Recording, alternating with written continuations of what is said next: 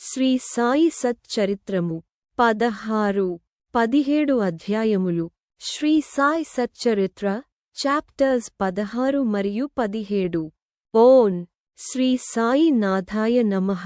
శ్రీ సాయి బాబా జీవిత చరిత్రము 16, 17 అధ్యాయములు. మూడవ రోజు పారాయణ, శనివారము.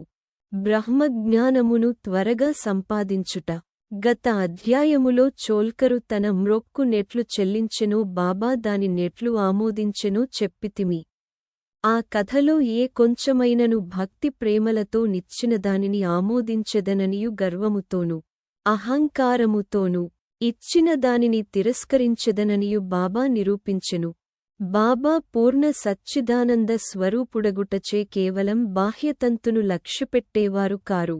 ఎవరైనా భక్తి ప్రేమలతో నేదైన సమర్పించినచో మిక్కిలి సంతోషముతో ఆత్రముతో దానిని పుచ్చుకొనెడివారు.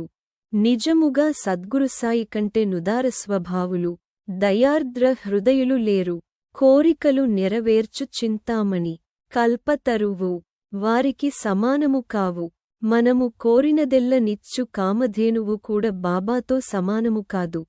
ఏలనా యవి మనము కోరునవి మాత్రమే ఇచ్చును.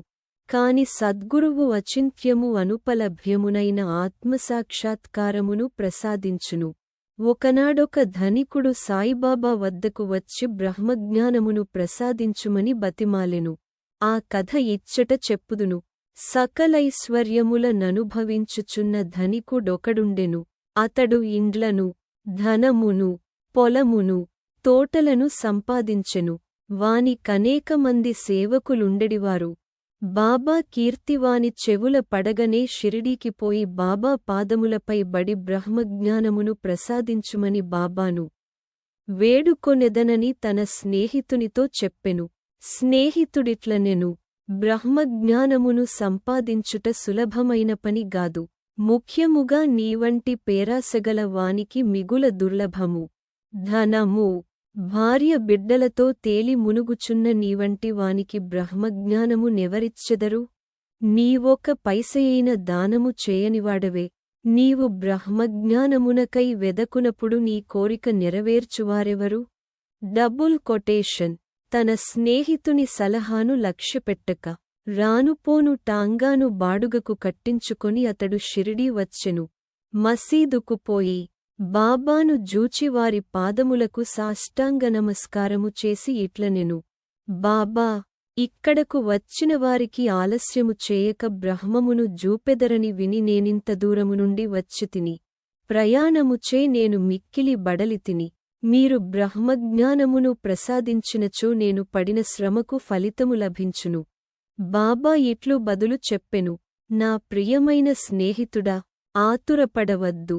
నిప్పుడే నీకు బ్రహ్మమును జూపెదను. నా బేరమంతయు నగదే కాని యరువు కాదు. అనేకమంది నావద్దకు వచ్చి ధనము, ఆరోగ్యము, పలుకుబడి, గౌరవము, ఉద్యోగము, రోగనివారణము మొదలగు ప్రాపంచిక విషయములనే ఎడుగుదురు. నా వద్దకు వచ్చి బ్రహ్మజ్ఞానము నివ్వుమని ఎడుగువారు చాలా తక్కువ. ప్రపంచ విషయములు కావలెనని ఎడుగువారికి లోటు లేనే లేదు. పారమార్థికమై యోచించువారు మిక్కిలి ఎరుదు. కావున నీవంటి వారు వచ్చి బ్రహ్మజ్ఞానము కావలెనని ఎడుగు సమయము శుభమైనది, శ్రేయదాయకమైనది. కనుక సంతసముతో నీకు బ్రహ్మమును దానికి సంబంధించినవాని నన్నిటిని జూపెదెను. ఇట్లని బాబా వానికి బ్రహ్మమును జూపుటకు మొదలిడెను. వాని నక్కడ కూర్చుండుమని ఏదో సంభాషణలోనికి దించెను. అప్పటి కాతడు తన ప్రశ్న తానే మరచునట్లు చేసెను. ఒక బాలుని బిలచి నందుమార్వాడి వద్దకు బోయి 5 రూపాయలు బదులు తెమ్మనెను. కుర్రవాడు పోయి వెంటనే తిరిగివచ్చి నందు ఇంటివద్ద లేడనియు వాని ఇంటి వాకిలికి తాళము వేసి యున్నదనియు చెప్పెను. కిరాణదుకానుదారు బాలావద్దకు పోయి యప్పు తెమ్మని బాబా యనెను. ఈసారి కూడా కుర్రవాడు వట్టిచేతులతో తిరిగివచ్చెను. ఇంతకిద్దరు ముగ్గురి వద్దకు పోగా ఫలితము లేకపోయెను. సాయిబాబా సాక్షాత్ పరబ్రహ్మవతారమేయని మనకు తెలియును. అయినచో 5 రూపాయలులు అప్పు చేయవలసిన యవసరమేమి? వారికి అంత చిన్న మొత్తముతో నేమి పనియని ఎవరైనా అడుగవచ్చును. వారికి ఆ డబ్బు అవసరమే లేదు. నందు మరియు బాల ఇంటివద్ద లేరని వారికి తెలిసియేయుండును. ఇది ఎంతయు బ్రహ్మజ్ఞానము కోరి వచ్చినవాని కొరకై జరిపియుందురు. ఆ పెద్దమనిషి వద్ద నోటులకట్టయుండెను. అతనికి నిజముగా బాబా వద్దనుండి బ్రహ్మజ్ఞానము కావలసియున్నచో బాబా ఎంత ప్రయాసపడుచున్నప్పుడత డూరకనే కూర్చుండడు. బాబా యా పైకమును తిరిగి ఇచ్చివేయునని కూడా వానికి తెలియును. అంత చిన్న మొత్తమైనప్పటికిని వాడు తెగించి ఇవ్వలేకపోయెను. అట్టివానికి బాబా వద్దనుంచి బ్రహ్మజ్ఞానము కావలెనట. నిజముగా బాబయందు భక్తి ప్రేమలు కలవాడెవడైనను వెంటనే 5 రూపాయలు తీసి ఇచ్చియుండునే కాని ప్రేక్షకునివలే ఊరకే చూచి యండడు. ఈ పెద్దమనిషి వైఖరి శుద్ధ విరుద్ధముగా నుండెను.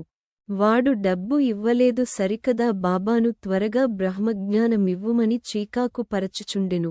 అప్పుడు బాబా ఇట్లనెను, ఓ స్నేహితుడా, నేను నడుపుచున్నదాని నంతటినీ గ్రహించలేకుంటివా ఏమి?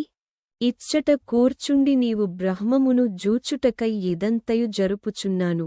సూక్ష్మముగా విషయమిది. బ్రహ్మమును జూచుటకు 5 వస్తువులను సమర్పించవలెను. అవి ఏవన: 1 పంచ ప్రాణములు, 2 పంచేంద్రియములు, 3 మనస్సు, 4 బుద్ధి, 5 అహంకారము. బ్రహ్మజ్ఞానము లేదా యాత్మసాక్షాత్కారమునకు బోవు దారి చాలా కఠినమైనది.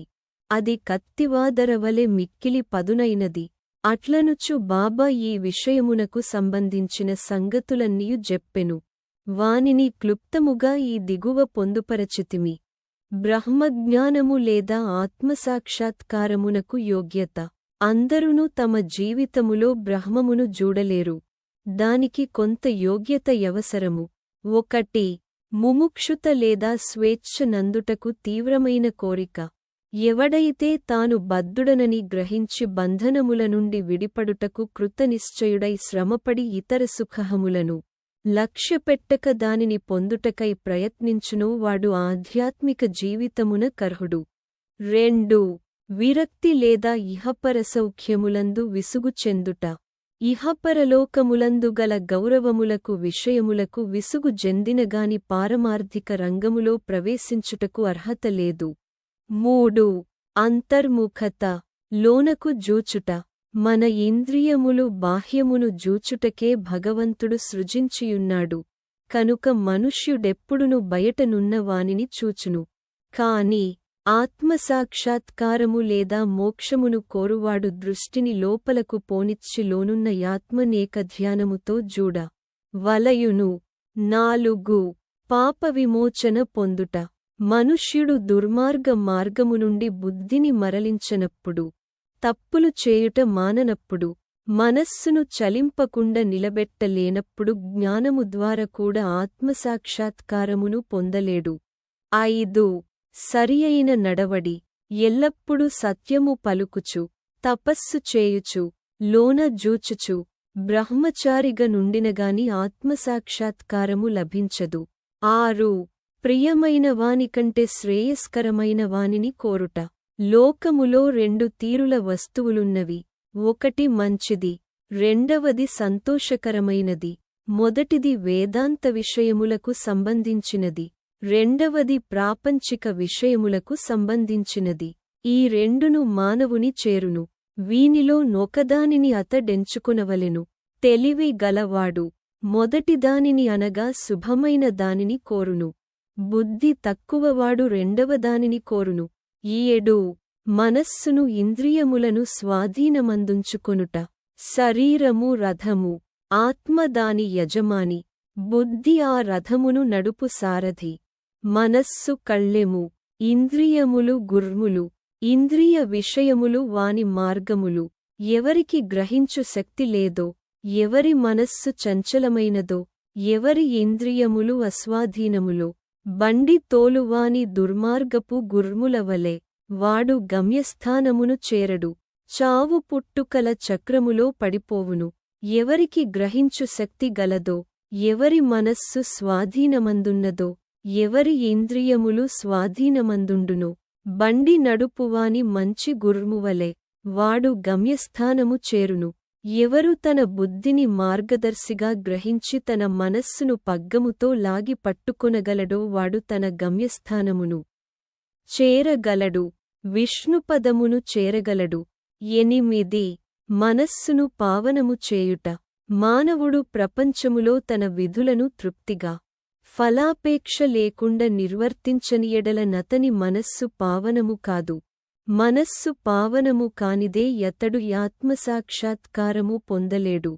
పావనమైన మనస్సులోనే వివేకము అనగా సత్యమైన దానిని అసత్యమైన దానిని కనుగొనుట, వైరాగ్యము, అసత్యమైన దానియం దభిమానము లేకుండుట మొలకలెత్తి క్రమముగా ఆత్మసాక్షాత్కారమునకు దారితీయును.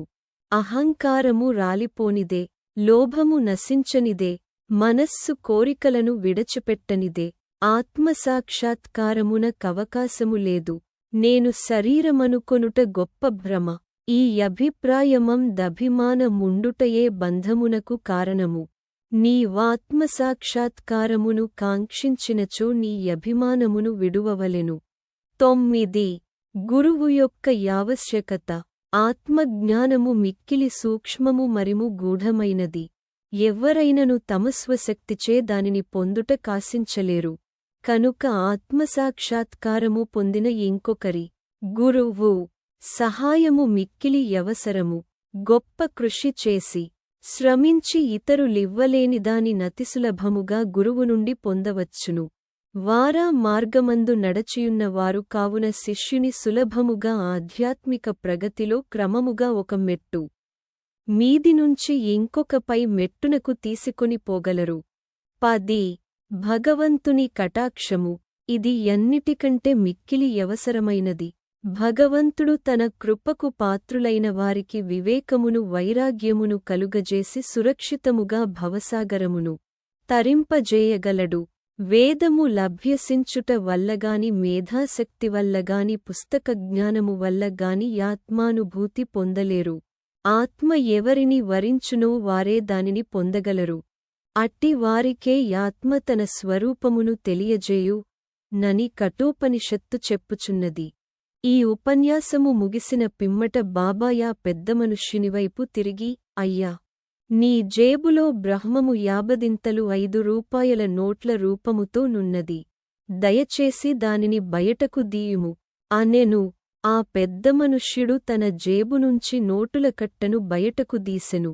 లెక్క పెట్టగా సరిగా 25 10 నోట్లుండెను. అందరూ మిక్కిలి ఆశ్చర్యపడిరి. బాబా సర్వజ్ఞత్వమును జూచి వాని మనస్సు కరగెను. బాబా పాదములపై బడివారి యాశీర్వదమునకై వేడెను. అప్పుడు బాబా ఇట్లనెను, నీ బ్రహ్మపు నోటుల కట్టలను చుట్టిపెట్టుము. నీ పేరాశను, లోభమును పూర్తిగా వదలనంతవరకు నీవు నిజమైన బ్రహ్మమును చూడలేవు.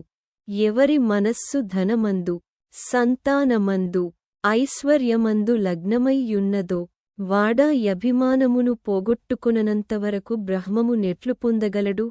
అభిమానమనే భ్రమ, ధనమందు తృష్ణ, దుఃఖహమను సుడిగుండము వంటిది. అది యసూయ యహంకారమను మొసళ్లతో నిండియున్నది. ఎవడు కోరికలు లేనివాడో వాడు మాత్రమే ఈ సుడిగుండమును దాటగలడు.